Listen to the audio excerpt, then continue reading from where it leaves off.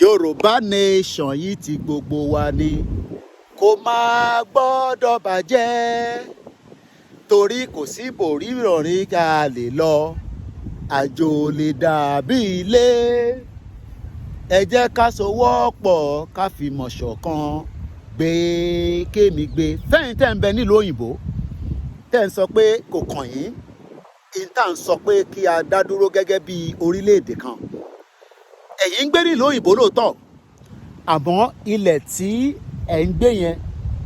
àwọn kan ni wọ́n pinlẹ̀ ìlú yẹn tí wọ́n fi sọ di in tó dì ẹ̀yin náà ò ṣe darapọ̀ mọ́ ń tá a gbé dání ẹ̀ṣẹ̀ wo gan ni pé ká sọ pé a fẹ́ dá dúró nígbà tí gbogbo wa ti mọ background in tó ń pè ní Nàìjíríà kò sẹ́ni tí kò mọ̀ o lọ́pọ̀lọpọ̀ yìí tẹ̀ ń gbé nílùú òyìnbó kò síbikíbi tó bá wà gbogbo wa la mọ̀ pé àjò lè dàbí ilé bọ̀ ǹjẹ́ a lè sọ pé ilé ṣe é lọ́mọ́ báyìí ilé mà ti wá di ewu báyìí bí gbogbo wa ṣe ń wo Nàìjíríà ní 30 years ago ó máa worst sí ni ọ̀pọ̀lọpọ̀ wa àti wá ń gbé nílùú òyìnbó generation to generation ǹjẹ́ ẹ rántí pé àjò lè dàbí ilé báwo bá tẹ̀lé lọ́mọ́ ǹjẹ́ àwọn ọmọ wa máa lè lọ ǹjẹ́ àwọn ọmọ wa tó ti ń bímọ máa lè lọ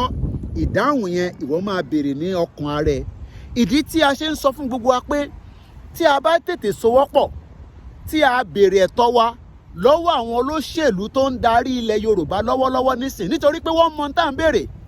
àmọ́ wọn ò fẹ́ fún wa ní ní tá à ń béèrè nítorí pé tó bá ti fún wa ní ní tá à ń béèrè ẹ̀tọ́ máa wà bí wọn náà ṣe lẹ́tọ̀ọ́ nílùú òyìnbó tí kò sẹ́nì kankan tó máa àràṣẹ tí kò sí injustice tí gbogbo nǹkan ń lọ bó ṣe jẹ́ kó lọ ní ètò nítorí pé kò sí ètò ní Ondo State kò sí ètò ní Ọ̀yọ́ State Lagos State ò ní ètò Èkìtì ò létò Kwara State ò létò Kogi State ò létò Ọ̀ṣun State ò létò ìdí tí injustice ṣe ń bẹ nílẹ̀ Yorùbá nìyẹn ọ̀pọ̀lọpọ̀ yín dẹ̀ lẹ́mọ̀ yẹn o ẹ̀yin fẹ́ máa fowó ránṣẹ́ sí wọn nílé kọ́ máa bá yín kọ́lé nítorí pé ẹ̀ ń bọ̀ nílé ẹ máa rántí pé ilé ti ń di in tí a rò lọ́kàn kí ló dé tí a fi ń sọ pé a fẹ́ dá dúró tí ẹ̀ ń sọ pé kò lè possible kí ló dé tó kò ṣe lè possible gbogbo ìlú tí gbogbo wa ń gbé yẹn àwọn wo ló jẹ́ kó possible ṣé àwọn àǹjọ̀nú ni àbáwọn èèyàn nú ẹ̀ ṣèbí gbogbo wa là ń ṣiṣẹ́ nílùú òyìnbó tá à ń ṣiṣẹ́ ní public service tá à ń ṣiṣẹ́ ní private sector gbogbo wa la ní business tiwa kí ló wá ń fà á tí a fi ṣe ẹni tí a fi ń sọ pé ẹ jẹ́ ká béèrè ẹ̀tọ́ ó kúkú ti wà nínú òfin àgbáyé pé a lẹ́tọ̀ọ́ láti dá dúró gẹ́gẹ́ bí orílẹ̀-èdè kí ló dé tá a ṣe lè dá dúró àwọn ìlú tí à ń dárúkọ ní ọ̀tún lọ́sìn ní kéékèèké gbogbo wọn ò tó wà àmọ́ wọ́n dá dúró kí ló wá ń fà á tẹ̀yìn ò fi jẹ́ ká dá dúró nítorí pé ó jẹ́ olóyè Dr. Sunday Igboho nítorí ó jẹ́ bàbá Akíntóyè bẹ́yìn náà bá darapọ̀ á fi jẹ́ kí ìrìn àjò yẹn kó tètè yá náà ni nítorí pé Yorùbá tá à ń béèrè fún pé ká dá dúró Nàìjíríà ò lè work kò sẹ́nì kankan tó lè túnṣe àfi kólúkálukú kó dánmú ìyá ẹ̀gbẹ́ kó máa ṣe tiwọn káwa máa ṣe tiwa bí United Kingdom bó ṣe kúrò nínú EU ìyẹn European Union ní 2016 pẹ̀lú ẹ̀ náà wọ́n sì ń bá wọn ṣe tá a bá dá dúró gẹ́gẹ́ bí orílẹ̀-èdè àwọn tó jẹ́ neighbor wa a máa bá wọn ṣe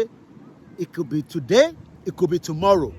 ìran Yorùbá máa bọ́ kúrò nínú ibi tó ń pè Nàìjíríà gbogbo ẹ̀yin tẹ́ wá ń follow àwọn olóṣèlú láti abroad ẹ̀yin ń gbé níbi tó dáa ẹ̀ ń gbé níbi tàlàáfíà wà ẹ̀ ń gbé níbi tí gbogbo welfare system ń ṣiṣẹ́ tí healthcare system ń ṣiṣẹ́ tí education system ń ṣiṣẹ́ kódà ẹ lọ sí church wọ́n respect yín ẹ lọ sí mọ́ṣáláṣí wọ́n respect yín kódà ẹ̀yin oníṣẹ̀ṣe náà tí ń ṣèṣẹ̀ṣe nílùú òyìnbó wọ́n fún yín ní ọ̀wọ̀ àti wá ń rí nílẹ̀ Yorùbá báyìí tó ń sọ fún wa pé àwọn kan ò lè máa ṣèṣẹ̀ṣe nílẹ̀ Yorùbá that again is injustice a ṣe ń béèrè lọ́wọ́ yín pé ìwọ náà gbéra nísìnyí kó o tẹ̀síwájú nítorí pé Yorùbá nation tá à ń béèrè kò ń ṣe fún tèmi kò ń ṣe fún wọ fún gbogbo wa àti ìran tó ń bọ̀ àkúkú ní sí níbí báyìí forever gbogbo ibi tá à ń wò yìí àwọn kan náà ló pinlẹ̀ ìyẹn la ṣe ń sọ pé iṣẹ́ wa fúnlẹ̀ wa forílẹ̀ ibi wa ká gbéga kàgbéga kàgbéga fàlèrí. Ìgbàgbọ́ wa ni pé bá ti bẹ̀rù làbọ̀ mọ́, ká ṣiṣẹ́ ká ṣiṣẹ́ ká ṣiṣẹ́ ká jọlá. Ìṣọ̀kan àtòmìnira ní kẹ́jẹ́ ká máa lépa. Tẹ̀síwájú fọ̀pọ̀ ire àtòhun tó dára. Ẹ̀yin ọmọ Odùduwà, ọmọ Oòduà dìde, bọ́ sípò ẹ̀tọ́ rẹ. Ìwọ ni, èmi ni, ògo adúláwọ̀. Àwa ni ìmọ́lẹ̀ ògo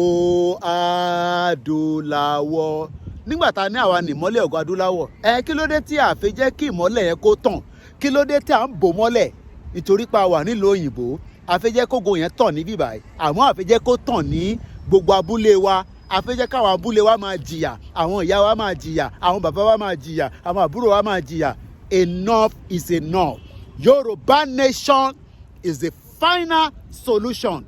The sovereignty of the Yoruba people must be respected by the international community and by the government of Nigeria today. Koiki Media, bringing the world closer to your doorsteps.